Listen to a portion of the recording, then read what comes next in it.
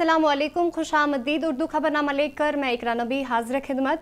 शुरुआत करते हैं आज की अहम खबरों से। जम्मू कश्मीर के वजीर आला उमर अब्दुल्ला ने कठुआ झड़प में मारे गए पुलिस एहलकार को खराज अकीदत पेश किया। वजीर आला ने पुलिस हेडक्वार्टर गुलशन ग्राउंड जम्मू में मुनक्किदा तकरीब में हेड कांस्टेबल जगबीर सिंह के जस्त खाकी पर फूलों की चादर चढ़ाई।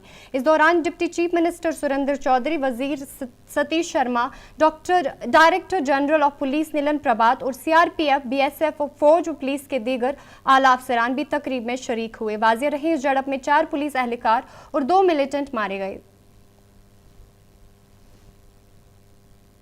का नाम ही जम्मू कश्मीर पुलिस है और जम्मू कश्मीर पुलिस ने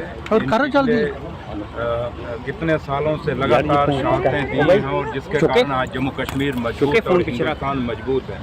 और बदकिस्मती है हम लोगों की और उस फैमिली के लिए जिनके बच्चे आज शहीद हुए हैं, क्योंकि जब घर से कोई परिवार जाता है तो उस घर को ही पता होता है कि हमारे साथ क्या हुआ है।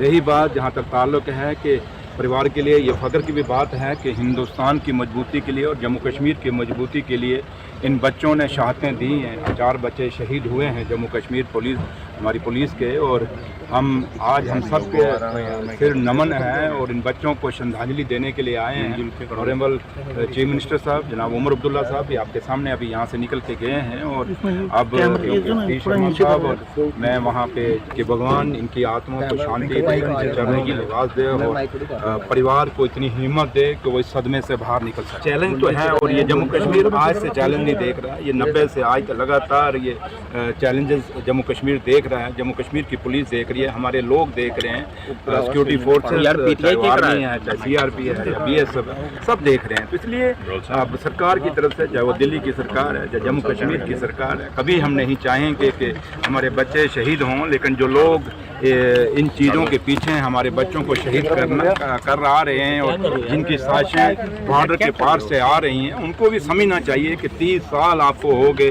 हमारे बच्चों को शहीद करते हुए, आपको मिला कुछ नहीं, मिलना आगे भी कुछ नहीं है। लेकिन अब उनको भगवान करे उनको अकल आए, बुद्धि आए, ताकि वो ये जो स्पॉन्सर्ड मिलिटेंसी जम्मू कश्मीर के अंदर है ये बंद हो और उस मुल्क का आज जो यहाँ वहाँ से स्पॉन्सर करके भेजता है उग्रवादियों को, आज वो तबाह हो गया है। लेकिन अभी भी उसको अकल नहीं आ रही। लेकिन वो मुंह तोड़ जवाब जिस बहादुरी के साथ ये हमारे साथ लड़े हैं और ये हमारे भाई लड़े हैं।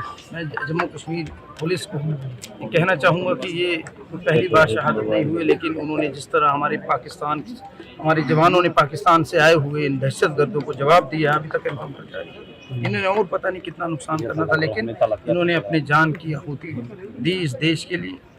ये तिरंगे में लिपट कर हमेशा के लिए अमर हो गए, शहीद का दर्जा प्राप्त किए। मैं चाहूँगा कि अपनी हिंदुस्तान के प्रधानमंत्री, होम मिनिस्टर LG साहब और DG साहब को यही कहूँगा कि सख्ती के साथ देखा जाए। ये वक्त आ गया है कि पाकिस्तान और दुश्मन मुल्कों को मुँह तोड़ जवाब दिया जाए।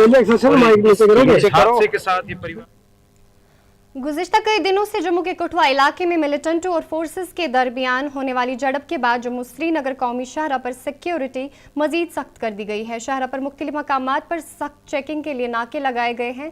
खास तौर पर रामबन के मुतादिद इलाकों में गाड़ियों की तलाशी ली जा रही है और मुसाफिरों की नकलो हरकत पर गहरी नज़र रखी जा रही है ताकि किसी भी नाखुशगवार वाक़े को रोका जा सके। इस सिलसिले में SSP रामबन कलबीर सिंह ने मीडिया से बात करते हुए कहा कि सिक्योरिटी के तमाम इंतजामात मुकम्मल कर दिए गए हैं और न सिर्फ कौमी शहरा बल्कि अंदरूनी इलाकों में भी फोर्सेस को हाई अलर्ट पर रखा गया है ताकि किसी भी मुमकिन खतरे से निपटा जा सके। हम सिक्योरिटी के इंतजामात किए हुए हैं, हमारी डिप्लॉयमेंट्स भी बढ़ी हैं और हमारे तरीक़ेकार भी बढ़ा। इसके ऊपर ट्रैकिंग है, इसके ऊपर हमारी फोर्सेस हमेशा गायबाना तरीके से आसपास में ज़रूर रह के उसको देख रही हैं और हम देख रहे हैं कि इस टाइप की कोई भी यहाँ से कोई भी कार्रवाई ना हो पाए। तो कहीं ज़्यादा हो गई है, लेकिन ये सिलसिले कई बार आपको नहीं दिखेंगे, कई बार आप सोए होंगे तो होंगे, कई बार आप के सामने नहीं होंगे, लेकिन बहुत चेकिंग चल रही है। गुज़िश्ता कई दिनों से सूबा जम्मू के कठुआ इलाके में होने वाले एनकाउंटर के बाद अब सिक्योरिटी अलर्ट कर दी गई है। जम्मू श्रीनगर कौमी शाहरा पर भी जहां जगह जगह पर नाके लगाए गए हैं और चेकिंग की जा रही है ताकि कोई भी नाखुशगवार वाक़ा पेश ना आए। इस बीच जहां हम बात करेंगे माह सियाम के बाद अब ईद उल फित्र का त्यौहार भी आने वाला है और साथ ही साथ जो नवरात्रे हैं वो भी इन दिनों के बाद जो है वो शुरू होने जा रहे हैं, जिसके लिए सिक्योरिटी के सख्त बंदोबस्त भी कर दिए गए हैं। लेकिन जहां हम जम्मू श्रीनगर कौमी शाहरा की बात करेंगे तो यहाँ पर सिक्योरिटी के सख्त बंदोबस्त भी कर दिए गए हैं। जम्मू कश्मीर वक्फ बोर्ड ने मुख्तलिफ दरगाहों और मसाजिद में ईद उल फित्र की नमाज के औकात का शेड्यूल जारी कर दिया है। अहम दरगाहों और मसाजिद में नमाज ईद मुकर्ररा औकात पर अदा की जाएगी, जहां अकीदतमंदों की बड़ी तादाद की शिरकत मुतवक्का है। शेड्यूल के मुताबिक आसार शरीफ दरगाह हजरत बिल में नमाज ईद सुबह 10:30 बजे अदा की जाएगी। खानका मोहल्ला में नमाज 11 बजे होगी। ज़ियारत हज़रत मुक़द्दम साहब रहमतुल्लाह अलैह श्रीनगर में नमाज 10 बजे अदा की जाएगी। वक्फ बोर्ड ने अवाम से अपील की है कि वो नमाज के दौरान नज़्म व ज़ब्त का मुज़ाहरा करें और अमन अमान पर बरकरार रखें। मज़ीद तफसीलात और मुकम्मल शेड्यूल वक्फ बोर्ड की जानिब से जारी करदा अलामिया में फराहम किए गए हैं। इधर जम्मू कश्मीर वक्फ बोर्ड की चेयरपर्सन डॉक्टर दरख्शान अंद्राबी ने ईद उल फित्र के मौके पर आवाम को मुबारकबाद पेश की है। उन्होंने कहा कि वक्फ बोर्ड ने ईदगाह के हवाले से अपना काम मुकम्मल कर लिया है और अब ये इंतज़ामिया पर मुनहसर है कि वो वहाँ ईद की नमाज की इजाज़त देती है या नहीं। ये हमारे जम्मू कश्मीर के लोगों को और उम्मत मुस्लिमा को ईद की मुबारक पेशगी में अदा करती हूँ, क्योंकि जो हमारी तैयारियां हैं जम्मू कश्मीर वक्फ बोर्ड की वो काफ़ी अरसे से जारी है, लेकिन ईद की तैयारियां हमें बहुत संजीदगी से करनी होती हैं, क्योंकि एक महीना का रोज़ा और उसके बाद ईद उल फित्र की नमाज अदा करनी, जो बड़ा इज्तिमा होगा दरगाह हज़रत बल में और तमाम हमारी ज़ियारत गाहें जितनी भी हैं दरगाहें और मसाजिद, उनमें ईद का बहुत बड़ा मजमा और इज्तिमा होगा। उसके लिए वक्फ बोर्ड ने पूरी तरीके से तैयारियां की हैं। हमारे मुलाजमीन 24/7 काम कर रहे हैं। इस तरह से लोगों को किसी किस्म की कोई शिकायत नहीं होगी। सिर्फ अल्लाह की तरफ से कोई मौसम ख़राब ना हो, बाकी वक्फ बोर्ड की तरफ से किसी किस्म की कोताही नज़र नहीं आएगी। मेरी तरफ से हमारे जम्मू कश्मीर हुकूमत के महकमा तामीराती आमा को राजौरी के अंदर रोला पुल की तामीर मुकम्मल करने में 10 साल भी नाकाफ़ी साबित हुए, जिसके बायस मकामी अफराद को शदीद मुश्किलात का सामना है। इलाके के लोगों ने पुल की तामीर को एक न ख़त्म होने वाला ख्वाब करार देते हुए कहा कि हुकूमती अदम तवज्जुही के बायस वो अब खुद साख्ता लकड़ी की सीढ़ियों का इस्तेमाल करके दरिया अबूर करने पर मजबूर है। राजौरी कस्बे से 15 किलोमीटर दूर अंदरोला गांव का पुल 2014 के तबाहकुन सैलाब में ढह गया था, जिसके बाद कई देहात जम्मू राजौरी पुंछ कौमी शहरा से कटकर रह गए, जिससे कम अज़ कम 4000 अफराद मुतासर हुए। मकामी बाशिंदों ने हुकूमत से मुतालबा किया है कि वो फौरी तौर पर पुल की तामीर मुकम्मल करे ताकि उनकी मुश्किलात का इजाला हो सके। 214 में गिरा था, तो अभी तक ये कंप्लीट नहीं हुआ। कितना रह गया? थोड़ा सा रह गया, अभी तक कंप्लीट नहीं किया। तो काफी परेशानी होती है हमें स्कूल जाना पड़ता है, हमारी क्लासेस लगती है इधर, कलर कहीं भी जाना है, और भी बच्चे जो स्कूल जाते हैं उनको बहुत प्रॉब्लम होती है। तो मैं यही कहना चाहता हूँ कि ये ब्रिज हमारा कंप्लीट किया जाए। तो अभी थोड़े दिन पहले इधर एक एक्सीडेंट हुआ, तो और काफी परेशानी होती है। इधर से सीढ़ी लगाई हुई है ऊपर चढ़ने के लिए, तो हमें बहुत परेशानी है, तो इसको कंप्लीट करें जल्दी से। सर बारिश में बहुत मुश्किल होती है, इधर से तो लेके जाना नहीं होता। काफी देर से ना, जब से ये काम कम से कम 5-10 साल से ऐसे ही पड़ा हुआ।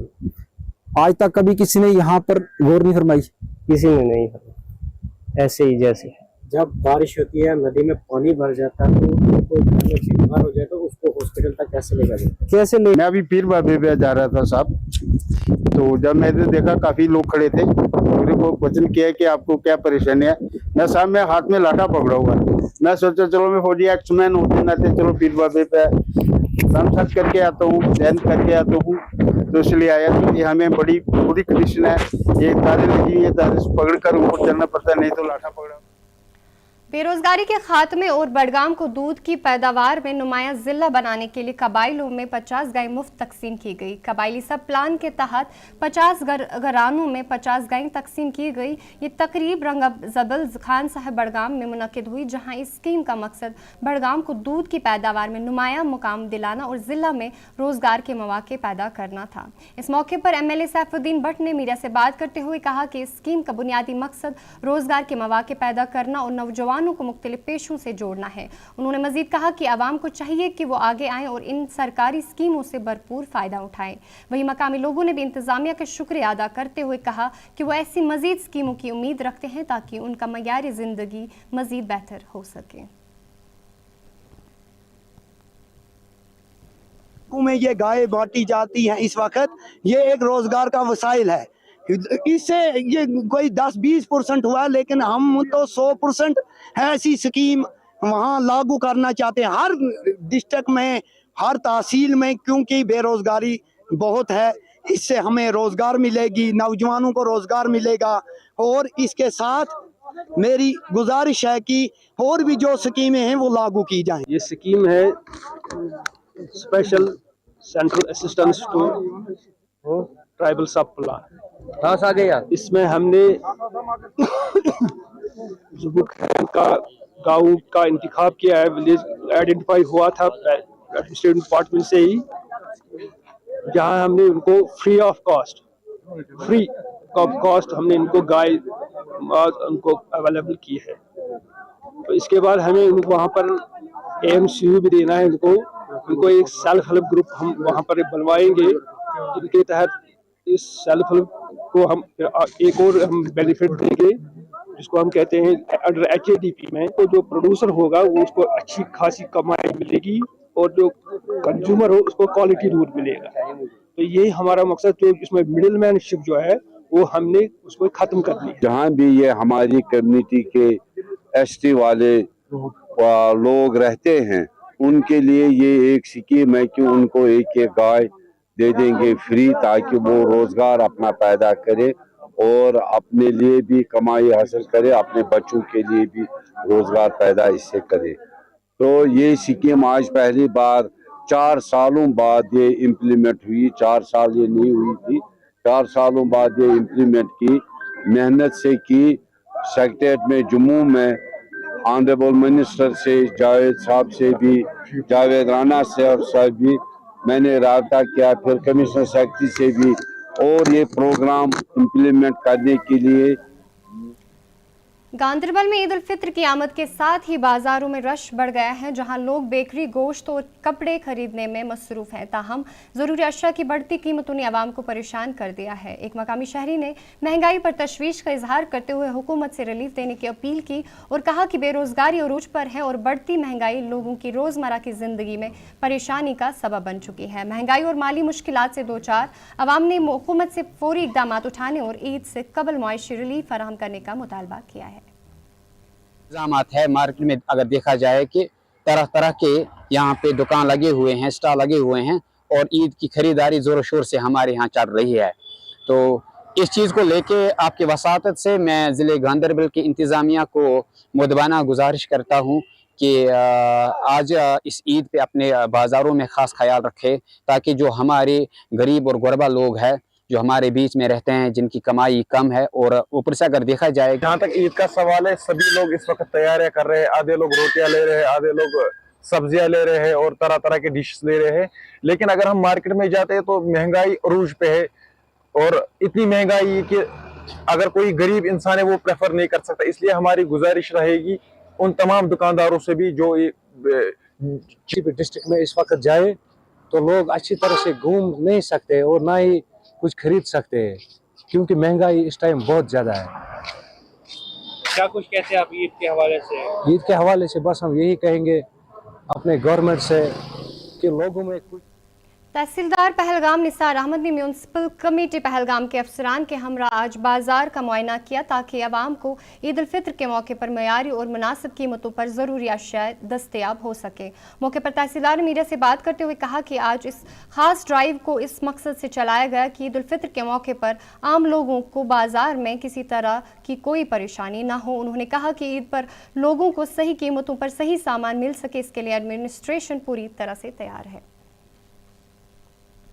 फितर जो है वो करीब है, उसकी तैयारियों को देखते हुए हमने मार्केट चेकिंग यहाँ पे पहलगाम में की है। यहाँ पे जितने भी सब्ज़ी फरोश या मेवा फरोश या हमारे ये हैं गोश्त बेचने वाले, उन सब के हमने चेकिंग की और उनको ये हदायत दी कि एक तो साफ़ सुथरा रखें अपना सामान सब्ज़ी, और दूसरा निरख जो है बाज़ारी निरख जो है वो उनमें इजाफा नहीं होना चाहिए, किसी किस्म की ब्लैक मार्केटिंग जो है वो नहीं होनी चाहिए, होर्डिंग नहीं होनी चाहिए।